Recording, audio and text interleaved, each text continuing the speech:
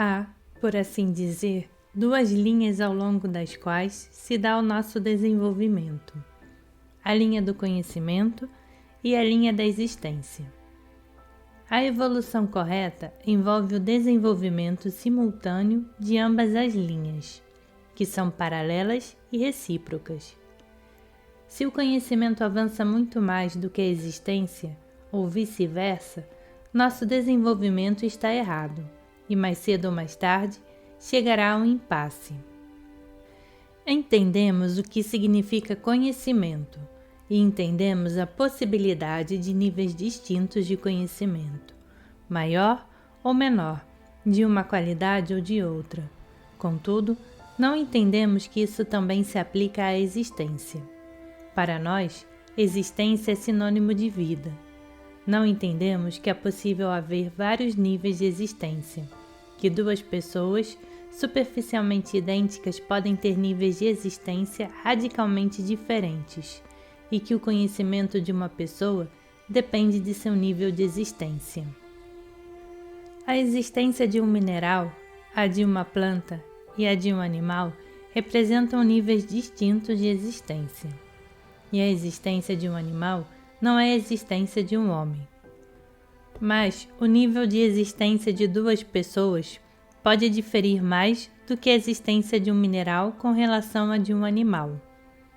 É exatamente isso que não entendemos, assim como não entendemos que o conhecimento depende da existência. Não apenas entendemos isso, mas não estamos dispostos a entender.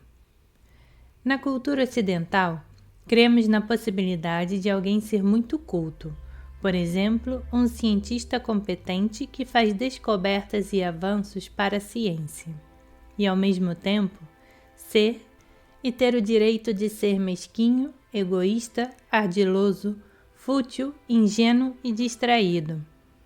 Tomamos como fato consumado o mito do professor distraído. No entanto, essa é a sua existência, e cremos que seu conhecimento não depende de sua existência.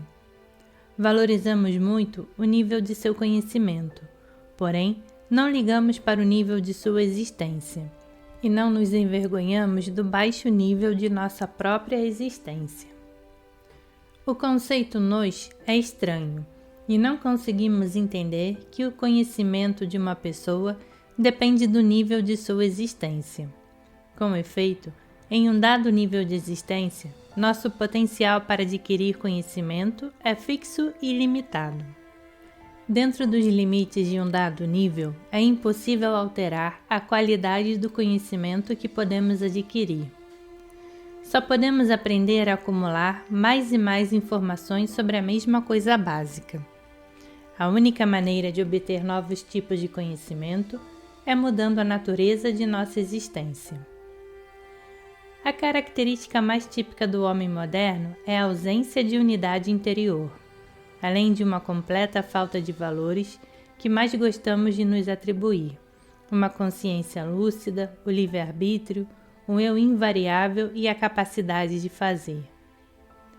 O aspecto dominante de nossa existência, a característica que explica essa deficiência e tudo mais que falta em nós, é o sono. O homem contemporâneo nasce, vive e morre adormecido. Que conhecimento uma pessoa adormecida pode ter? A fim de refletirmos sobre essa questão, considerando que o sono é a característica primária de nossa existência, a primeira coisa em que precisamos pensar é como despertar, como mudar nossa existência. Manter o equilíbrio entre o nosso conhecimento e a nossa existência é ainda mais importante do que desenvolver os dois de forma separada. Isso se aplica, de modo particular, ao desenvolvimento independente do conhecimento, o qual é totalmente indesejável, embora seja esse desenvolvimento unilateral que as pessoas costumam achar atraente. Mas o conhecimento sem existência é teórico, abstrato e irrelevante para a vida.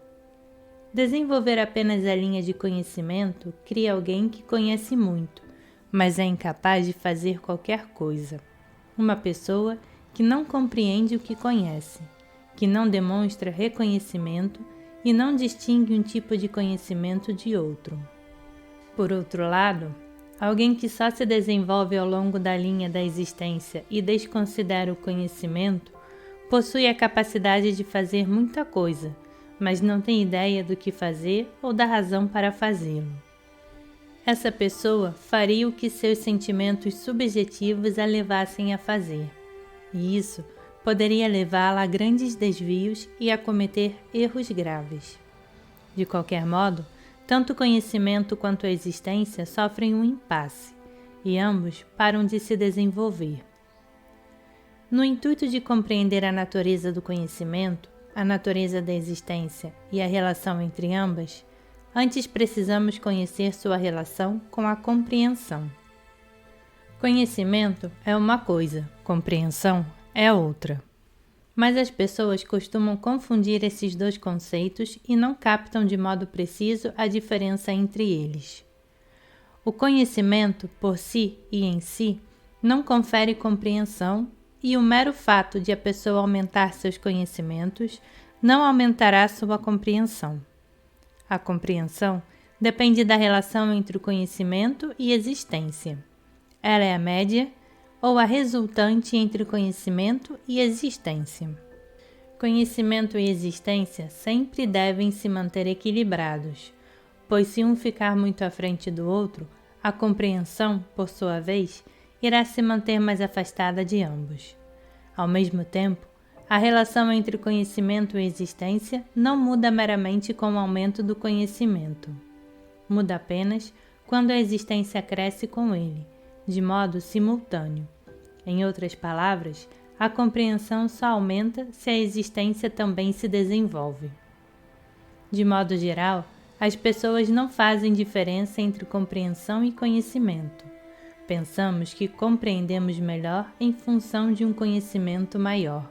Por isso, acumulamos conhecimento, ou o que imaginamos ser conhecimento, mas não acumulamos compreensão, nem nos preocupamos com ela. Todavia, muitos percebem que, em momentos diferentes da vida, compreendemos determinada ideia, determinado pensamento, de formas totalmente diferentes. Por vezes, parece estranho no passado termos entendido mal uma coisa que, com nossa postura atual, compreendemos muito bem. Ao mesmo tempo, percebemos que, malgrado essa mudança em nossa compreensão, nosso conhecimento sobre o assunto em questão permanece o mesmo, ou seja, sabíamos tanto sobre ele quanto sabemos hoje. O que, portanto, justifica essa diferença? É que nossa existência mudou, e isso resultou inevitavelmente em uma mudança correspondente em nossa compreensão. No contexto dos interesses práticos que constituem a vida cotidiana, sabemos muito bem a diferença entre mero conhecimento e compreensão. Reconhecemos que saber e saber como fazer são duas coisas diferentes, e que saber como fazer não é algo que o conhecimento isolado nos traga. Mas, fora da esfera prática, não temos noção precisa do que pode significar compreensão. Geralmente, quando nos damos conta de que não compreendemos alguma coisa, nossa primeira reação é tentar encontrar um nome para essa coisa. Assim que encontramos um nome, dizemos que a compreendemos, mas encontrar um nome não significa compreender. Infelizmente, volta e meia nos satisfazemos com nomes. Consideramos a pessoa que conhece a muitos nomes, isto é, um monte de palavras, como alguém que compreende muita coisa, exceto, mais uma vez, na esfera da vida prática, na qual a ignorância fica aparente no mesmo instante. A diferença entre conhecimento e compreensão fica evidente quando percebemos que o conhecimento pode ser a função de um centro, enquanto a compreensão é a função de 3 centros.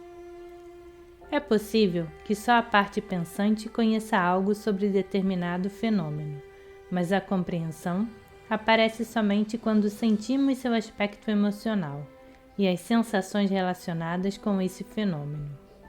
Ninguém pode dizer que compreende a ideia de mecanicidade apenas por conhecê-la intelectualmente. A fim de compreender de fato nossa mecanicidade, precisamos senti-la com todo o nosso eu. Da forma como somos, quando não compreendemos nada, pensamos que compreendemos tudo, ou que, no mínimo, somos capazes de compreender tudo. Então, ao começarmos a compreender, pensamos que não compreendemos nada. Isso porque o sabor da compreensão é tão desconhecido que parece uma falta de compreensão.